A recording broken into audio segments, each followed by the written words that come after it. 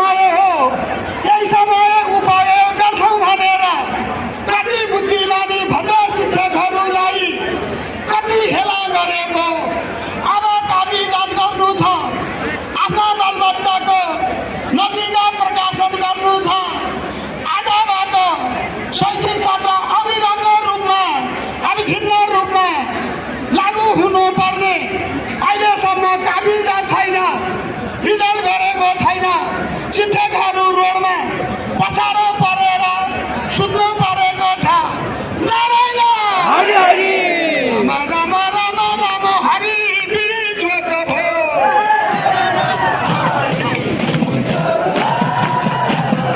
हरि बिजोग भयो के गर्री होला कसो गर्री होला हरि बिजोग भयो के गर्री होला कसो गर्री होला हरि बिजोग भयो नारायण यो सरकार नेपाल सरकार यो मन्त्रीमण्डल यत्र जम्मू मन्त्रीमण्डल सिंहदरबारको छलबाट हेरिरहने कहीँ पनि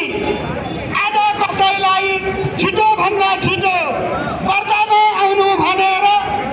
शिक्षक प्रतिनिधिहरू बोलाएर छिटोभन्दा छिटो